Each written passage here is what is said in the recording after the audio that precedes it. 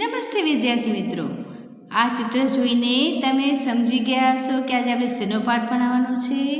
આ શેનું ચિત્ર દેખાય છે તમને બધાને? આપણા તિરંગાનું. બરાબર છે ને?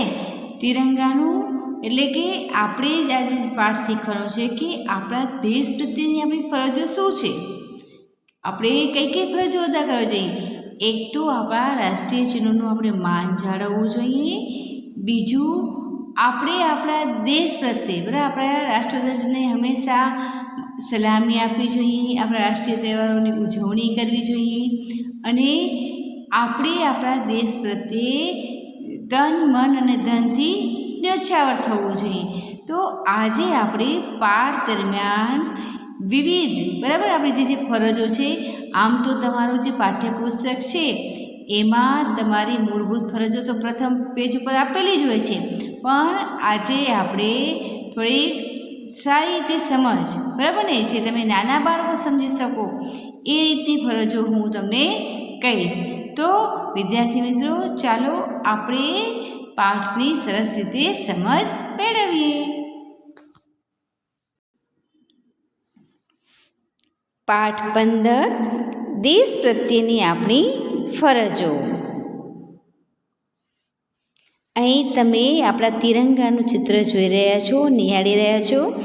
તિરંગો આપણી શાન છે અને આપણે એનું સન્માન જાળવવું જોઈએ. અને ખાસ કરીને હવે 26મી જાન્યુઆરી આવી રહી છે ત્યારે તમારામાંથી ઘણા બધા નાના બાળકો તિરંગો લઈ બરાબર બજારમાંથી મળે છે ને નાના નાના તિરંગા લઈને આપણે એક દિવસ માટે થઈ અને આરામથી આપણે ફેરવશું ને પછી આપણે શું કરીએ છીએ, તમારામાંથી કેટલાક બાળકો એને એમને એમ રસ્તો રઝળતો નાખી દે છે. તો આ યોગ્ય બાબત નથી, બરાબર ને? તો આને આપણે માન આપવું જોઈએ, સન્માન આપવું જોઈએ. શા માટે? કારણ કે આપણે આ દેશના નાગરિક છીએ. જો આપણે આપણા તિરંગાનું સન્માન નહીં કરીએ, માન નહીં આપીએ તો બીજા કોઈ દેશના લોકો આવીને માન આપશે નહીં. આપણી પ્રથમ ફરજ બને છે કે આપણા દેશ પ્રત્યેને આપણા જે રાષ્ટ્રીય ચિહ્નો છે, તિરંગો છે, એનું આપણે સન્માન જાળવવું જોઈએ. આપણી જે સરકારી મિલકતો છે એની પણ જાળવણી કરવી જોઈએ. તો આજે પાઠ દરમિયાન આપણે ઘણું બધી આ બાબતો શીખવાની છે. દેશ પ્રત્યેની આપણી ફરજો, આપણે પ્રાર્થના કરવી જોઈએ કે ભગવાન આપણા દેશને આશીર્વાદ આપે અને રક્ષા કરે. આપણે આપણા દેશના નેતાઓ માટે પણ પ્રાર્થના કરવી જોઈએ. બરાબર? આપણે કોના માટે પ્રાર્થના કરવી જોઈએ? આપણા દેશ માટે. અને આપણા દેશને આશીર્વાદ આપે અને આપણા દેશની રક્ષા કરે. આપણે આપણા દેશના નેતાઓ માટે પણ પ્રાર્થના કરવી જોઈએ. હવે તમે કહેશો મિસ નેતાઓ માટે શા માટે? કારણ કે તેઓ આપણા વતી આપણો દેશની સરકાર ચલાવે છે ને, આપણો દેશ ચલાવે છે.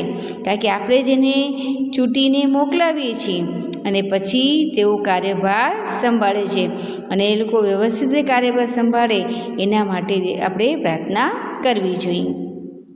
જે લોકો સીમા પર દેશની રક્ષા કરે છે, બરાબર, સરહદ ઉપર જે દેશની રક્ષા કોણ કરે? સૈનિકો. બરાબર ને? ત્યારે જ આપણે ઘરે બેસીને નિરાતે દિવાળી, હોળી બધા તહેવારો મનાવી શકીએ છીએ. કારણ કે સરહદ ઉપર એ લોકો રાત દિવસ દુશ્મન ત્યાંથી ઘૂસી ના આવે તો એના માટે આપણી રક્ષા કરે છે. અત્યારે આવી કડકડતી ઠંડીમાં પણ -ડિગ્રીમાં પણ એ લોકો અડીખમ ઊભા રહી અને આપણા સૈનિકો છે આપણા દેશની રક્ષા કરે છે. એટલે ખરેખર તો આપણે હંમેશા એમના માટે ભગવાન માટે પ્રાર્થના કરવી જોઈએ કે એ લોકો સુરક્ષિત રહે અને એ લોકો લાંબુ આયુ જીવે. કારણ કે એ લોકો જીવનમાં બહુ મોટું કામ કરી રહ્યા છે. એ સૈનિકો માટે પણ આપણને પ્રાર્થના કરવી જોઈએ. ચલો, આટલો ફકરો મારી સાથે ફરી એકવાર વાંચી જજો. આપણે પ્રાર્થના કરવી જોઈએ કે ભગવાન આપણા દેશને આશીર્વાદ આપે અને રક્ષા કરે. આપણે આપણા દેશના નેતાઓ માટે પણ પ્રાર્થના કરવી જોઈએ જે લોકો સીમા પર દેશની રક્ષા કરે છે. એ સૈનિકો માટે પણ આપણને પ્રાર્થના કરવી જોઈએ. હવે અહીંયા આપણે તિરંગો જોઈ રહ્યા છો અને બાળકો પણ જોઈ રહ્યા છો. તો આપણને આપણા રાષ્ટ્રધ્વજને માન આપવું જોઈએ. શું આપવું જોઈએ? માન આપવું જોઈએ, સન્માન કરવું જોઈએ. આપણને આપણા રાષ્ટ્રધ્વજ પ્રત્યે પ્રેમ દાખવવો જોઈએ, બરાબર, પ્રેમ રાખવો જોઈએ. આપણને આપણા રાષ્ટ્રગાનનું જ્ઞાન હોવું જોઈએ, બરાબર. રાષ્ટ્રગાન છે, રાષ્ટ્રગીત છે, આપણે જેમ તેમ ન ગવાય, બરાબર, સરસ રીતે. અને એના પણ કેટલાક નિયમો છે. એકદમ ટટ્ટાર ઊભા રહીને અને એકદમ સાચું ગાવું જોઈએ. રાષ્ટ્રગાન વખતે પણ આપણે નિયમોનું પાલન કરવું જોઈએ. રાષ્ટ્રગાનના નિયમો છે કે એકદમ ટટ્ટાર ઊભા રહેવાનું, હલવાનું પણ નહીં, અને સરસ રીતે એકદમ સામે જોઈ અને રાષ્ટ્રગાન ગાવું જોઈએ. અને જેટલી સેકન્ડો આપેલી છે એટલી જ સેકન્ડોમાં ગવાઈ જવું જોઈએ. તો વિદ્યાર્થી મિત્રો, મારી સાથે આ ફકરો ફરીથી વાંચશું આપણે. આપણને આપણા રાષ્ટ્રધ્વજને માન આપવું જોઈએ. આપણને આપણા રાષ્ટ્રધ્વજ પ્રત્યે પ્રેમ દાખવવો જોઈએ. આપણને આપણા રાષ્ટ્રગાનનું જ્ઞાન હોવું જોઈએ. રાષ્ટ્રગાન વખતે આપણે નિયમોનું પાલન કરવું જોઈએ. શું કરવું જોઈએ? નિયમોનું પાલન કરવું જોઈએ. તો અહીં છે આપણો પાઠ છે, બરાબર ને, જે સમજાવવાનું છે પૂર્ણ થઈ ગયો છે. હવે આપણે શેની ચર્ચા કરશું?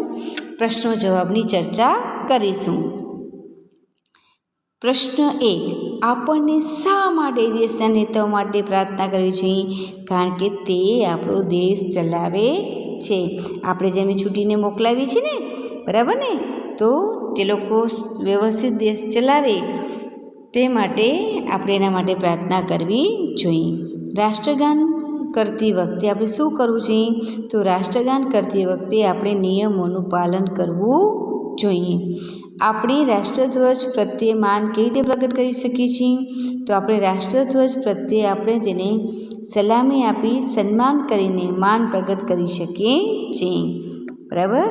આપણે રાષ્ટ્રધ્વજ પ્રત્યે આપણે તેને સલામી આપી, સન્માન કરીને માન પ્રગટ કરી શકીએ છીએ. ફરી એકવાર પ્રશ્ન જવાબ જોઈ લઈએ. આપણને શા માટે દેશના નેતાઓ માટે પ્રાર્થના કરવી જોઈએ? કારણ કે તે આપણો દેશ ચલાવે છે. રાષ્ટ્રગાન કરતી વખતે આપણે શું કરવું જોઈએ? તો રાષ્ટ્રગાન કરતી વખતે આપણે નિયમોનું પાલન કરવું જોઈએ. આપણે રાષ્ટ્રધ્વજ પ્રત્યે માન કેવી રીતે પ્રગટ કરી શકીએ છીએ? તો આપણી રાષ્ટ્રધ્વજ પ્રત્યે આપણે તેને સલામી આપી, સન્માન કરીને માન પ્રગટ કરી શકીએ છીએ.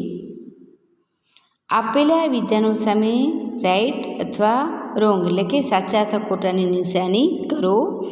રાષ્ટ્રધ્વજનું સન્માન કરવું જોઈએ તો સાચું. કરવું જોઈએ ને? રાષ્ટ્રપ્રમુખ માટે પ્રાર્થના કરવી જોઈએ? હા, બરાબર, તો એ પણ સાચું. દેશ વિશે જ્ઞાન મેળવવું જોઈએ તો આપણા દેશ વિશે તો જ્ઞાન હોવું જોઈએ ને આપણને, તો તે પણ સાચું. મિત્રો સાથે ઝઘડવું જોઈએ તો ખોટું. ઝઘડો કરાય? ન કરાય. બધા ભારતીયો માટે પ્રાર્થના કરવી જોઈએ. સાચી વાત છે. આપણે આપણા દેશના બધા ભારતીયો માટે પ્રાર્થના કરવી જોઈએ. અત્યારે આપણે કોરોના કાળમાં બધા માટે પ્રાર્થના કરીએ છીએ ને કે બધા સુરક્ષિત રહે, સરસ સ્વસ્થ રહે, બરાબર. અને તમે બધા બાળકો સુરક્ષિત રહો અને ઘરમાં રહો, બરાબર છે. હવે આપણે આગળ જોઈએ. હવે રાષ્ટ્રગીતની તમારે અહીંયા પ્રથમ 4 પંક્તિઓ લખવાની છે, એનો અર્થ સમજાવવાનો નથી, બરાબર. જેમ મેં લખ્યું છે એવી તે જ તમારી બુકમાં લખવાનું છે. તો અહીંયા આપણે છે જનગણ મન અધિનાયક જય હે, ભારત ભાગ્ય વિધાતા, પંજાબ સિંધુ ગુજરાત મરાઠા, દ્રવિડ ઉત્કલ બંગ, બરાબર. તો તમારે પણ તમારી આ પાઠ્યપુસ્તકમાં આ રીતે લખવાનું છે. તો તમે પણ તમારા દેશ પ્રત્યેનું માન આપશો, એમાં રાષ્ટ્રીય ચિહ્નોને માન આપશો. ખાસ કરીને આપણા રાષ્ટ્રધ્વજને આપણે હંમેશા સન્માન આપવું જોઈએ, બરાબર. આપણે આપણા રાષ્ટ્રધ્વજને હંમેશા સન્માન આપવું જોઈએ. ફરી પાછું આપણે આપણો તિરંગાનું ચિત્ર જોઈ લઈએ, બરાબર. તો આવો સરસ મજાનો તિરંગો તમને જેવો દોરતા આવડે, બરાબર છે ને, આવી રીતે, અથવા મેં પ્રથમ પહેલાં દેખાડો તો એ રીતે તમારી બુકમાં તમારે સરસ રીતે આવો તિરંગો દોરવાનો છે.